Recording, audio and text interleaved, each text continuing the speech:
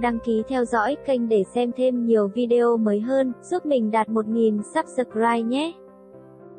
Vai chính vượt qua hỏa tuyến và tai kiếp khó thoát của Lộc Hàm giúp cậu thay đổi danh tiếng diễn xuất rất nhiều. Hiện tại cậu truyền hình rất thuận lợi, vì có tác phẩm phát sóng nên năm nay tài nguyên thương mại cũng tăng lên không ít. Lộc Hàm có hợp tác rất tốt với cả IQ IYI lẫn Tencent. Đặng Siêu và Trịnh Khải đang định cùng nhau đầu tư quay một bộ movie đề tài thể dục thể thao. Lộc Hàm sẽ gia nhập liên minh với tư cách bạn bè. Gia đình của Lộc Hàm rất truyền thống, bao năm nay đã để cậu ấy tự do theo đuổi ước mơ. Hiện tại cha mẹ đều muốn cậu ấy nhanh chóng kết hôn, sinh con về kế nghiệp gia sản của gia đình. Lộc Hàm sở hữu 13 bài hát đều vượt 1 triệu like trên QQ, cho thấy quốc dân độ của cậu trong nhóm lưu lượng là rất cao, ngay cả concert cũng rất mạnh mẽ.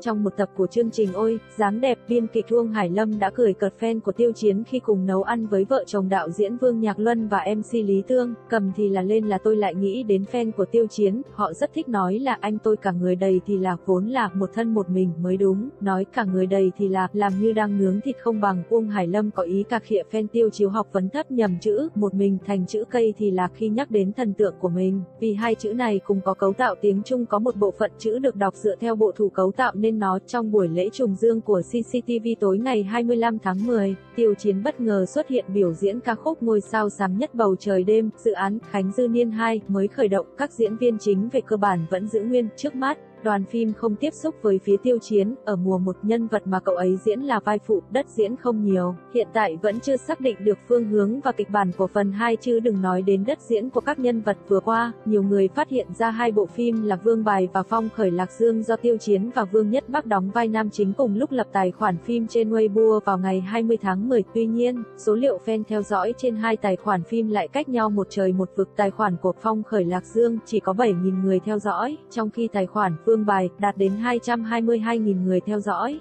Bộ phim Vương Bài của Tiêu Chiến đang trong quá trình quay và đây cũng là lần đầu tiên mà anh thử sức trong bộ phim thuộc đề tài quân sự. Trong khi đó, Vương Nhất Bắc chuẩn bị gia nhập đoàn phim Phong Khởi Lạc Dương, nên duyên cùng nữ thần Kim Ưng Tống Thiến. Có thể thấy dù Tiêu Chiến gặp khủng hoảng, khó khăn trong sự nghiệp nhưng anh chàng vẫn luôn có lượng fan hùng hậu ủng hộ. Còn Vương Nhất Bắc thuận lợi hơn trong sự nghiệp nhưng xét về số lượng fan vẫn luôn thua kém đàn anh. Vương Nhất Bắc đại ngôn quá nhiều, fan hâm mộ khi phơi đơn phải đánh dấu ký hiệu. Fan hâm mộ của cậu bảo đơn quá nhiều, đánh dấu ký hiệu quá mệt mỏi. Song thập nhất chỉ riêng một nhãn hiệu mà lượng tiêu thụ trong 1 tiếng đã phá hơn chục triệu, sức mua của fan hâm mộ thật mạnh. Nhất phiên của Phong Khởi Lạc Dương luôn là Hoàng Hiên, nhưng do nhiệt độ của anh ấy quá thấp nên đoàn phim sẽ hướng các chủ đề thảo luận chính của bộ này vào Vương Nhất Bắc và Tống Thiến. Đương nhiên, đãi ngộ của đoàn phim dành cho Vương Nhất Bắc và Tống Thiến không thấp chút nào.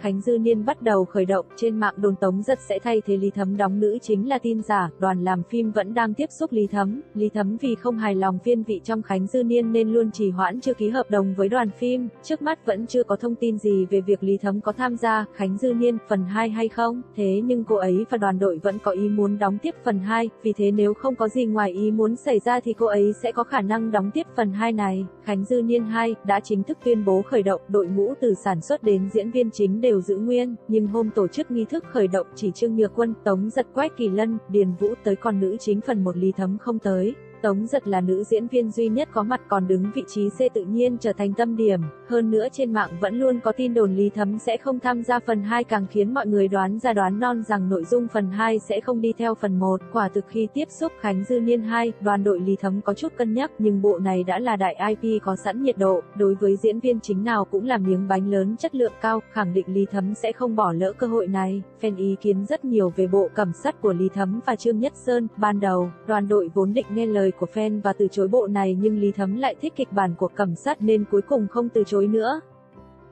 Địch Lệ Nhiệt 3 nhận giải ngôi sao mới xuất sắc nhất tại 2020 Asia Content Award Best Rising Star nhờ vào tác phẩm Tam Sinh Tam Thế Trầm Thượng Thư. Xin chào mọi người, tôi là Địch Lệ Nhiệt 3. Đây là niềm vinh dự rất lớn cho tôi khi nhận được giải thưởng này. Cảm ơn các fan của tôi và cảm ơn tình yêu của các bạn đối với Trầm Thượng Thư. Cảm ơn vì sự ủng hộ của fan và khán giả đã dành cho tôi. Tôi sẽ làm việc chăm chỉ hơn để đem lại cho các bạn thật nhiều tác phẩm hay hơn nữa. Có thông tin Nhiệt 3 đã rời khỏi gia hành. Có fan đã tổng kết lại như sau khi rời khỏi gia hành, mỗi ngày đều là tin tức tốt, phim cổ trang, hiện đại gì cũng đều đỉnh, đại IP, thương vụ và chất lượng đều tốt, đại diện dòng xe tốt nhất Audi RS, hãng dệt may gia đình, chừng nào mới tuyên đây, đúng lúc trong nhà đang thiếu đồ, sắp xếp nhanh lên đi, nam chính Ngự Giao Ký không phải Tống Uy Long.